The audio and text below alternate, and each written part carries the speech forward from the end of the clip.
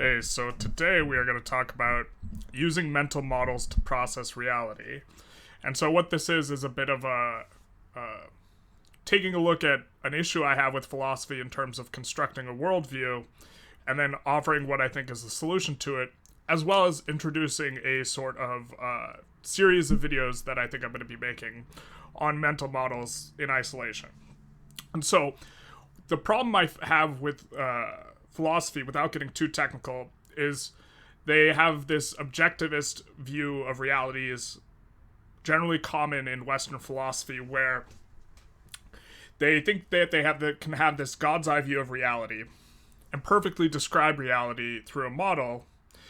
And what a lot of Western philosophers and the philosophical tradition have tried to do is kind of construct a model of reality from the ground up. This isn't as common anymore, but with stuff like Kant and Hegel, people in the tradition as well as like within the discipline are looking for like a perfect description of things.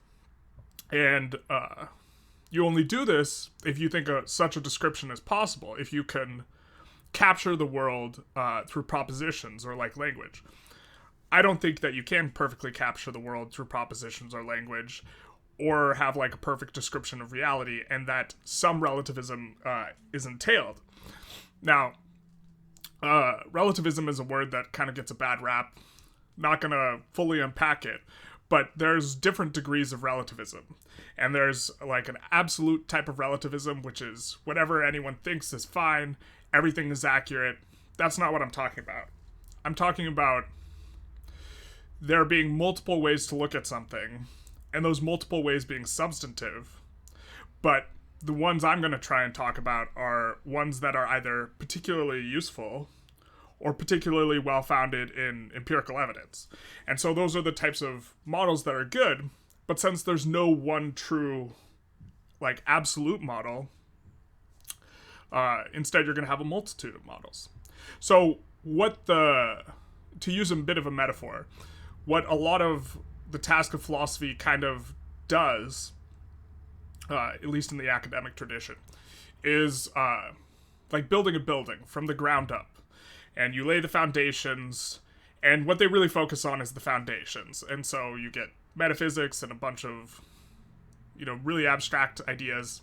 And they're trying to, from the ground up, create this flawless structure. And that's why they spend so long on the ground level, is they process through the metaphor of making zero errors, because zero errors is possible. I don't think zero errors is possible. So instead of like the metaphor of constructing a building, the one I think of when thinking about models is like weaving a web, where you have multiple strands, like a spider. You have multiple strands, and the strands support each other, and they crisscross, and through it, you can catch bugs. So, to continue the metaphor a little bit, each strand individually is strong, but the entire network is what allows you to capture reality in a way that allows you to react to it in a robust, dynamic, and effective way, to be an effective individual. There's some correspondence between reality and your models of reality, right? It's not abject chaos, or that's what we're trying to avoid. And so what you get is a multitude of perspectives, and you have to try and pick and choose which one is appropriate at the time. So an example is like evolutionary biology is a pretty good perspective for understanding human behavior. And in it, you look at things as from the perspective of individual genes. And the genes don't do what's good for the individual or for society. They only do what's good for their replication.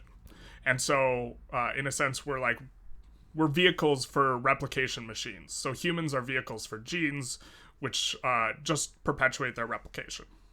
And this is a pretty good model for processing human behavior in the abstract. But if you are applying this model when thinking about like relationships, for example, you will get a very how should I put this? A very detached and analytic type of perspective that is maybe not a good lens to be looking through when processing relationships with people, because in it everyone is like always selfish, everything's just for their own good, it makes you mistrustful of people and that sort of thing. Instead, you might need a different model for doing that, but it might be a good model, evolutionary biology, for explaining, like, if you're trying to talk about altruistic behavior in an abstract theoretical way, not in an applied relational way. And so you're picking and choosing which models you want to use. And I think it's important to be aware that this is occurring, instead of just say evolutionary biology describes reality, but I'm going to act as if on a different model at other times, or apply evolutionary biology constantly. And so instead, what you might need is a model for like a theoretical perspective and a different one for a practical perspective. And it's not that these models are inconsistent with each other. It's not that one is wrong and the other is right. It's just that they are correct in capturing the world in different ways, and both are rooted in like empirical evidence. Like, there's plenty of literature in psychology on like what makes relationship work, and this is like it's studied, like it's empirical evidence, and it is also like a bit inconsistent with like the ideas of evolutionary biology. It doesn't mean that they're both wrong. It just means that multiple perspectives are needed to process reality in a robust way. So, moving forward, what I've done is this is something that's on my blog where I like evaluate mental models and then like give a short description, talk about why not it might be useful, ask some questions, and relate it to other models, how they might interact. I'm planning on moving this over to my YouTube because I think it's interesting content, as well as, you know, it might a lot of these mental models go into a lot of my writing. By talking out loud, I sort of think through my ideas a little bit more and develop them more, so it might help me develop my ideas. And so moving forward, that's what I'm going to be trying to do. But I think the big takeaway metaphor here is to think of understanding reality not as a foundation and you build your understanding of reality up, but instead it's a web, and you can add to the web by adding strands. You can remove one and the entire structure doesn't break down, unlike the like metaphor of building a building. If you pull out the Jenga block, well, not Jenga, but if you pull out the foundations from the bottom, a building will collapse. It's not the case with a web, although it will need rebuilding. And so I think it's a more robust metaphor for constructing a view of reality than building a building, which seems to be what most people in the philosophical tradition do. Anyways, if you have any questions, feel free to leave them in the comments, or if you disagree, just a couple of points. Like if you were looking for a more a longer explanation about this sort of my objections to the objectivist paradigm, you could look up a book called Women, Fire, and Dangerous Things by George Lakoff. I'm like just now getting to the end of it, but that's pretty good for understanding my objections to the objectivist paradigm, although it's quite a lengthy read. And then another, if you were looking for specifically evolutionary biology, Dawkins has some good stuff, like the selfish gene. Although I think if you apply it to everything, it often gets applied. I think when you apply it to relationships and people, it might make you a bit jaded.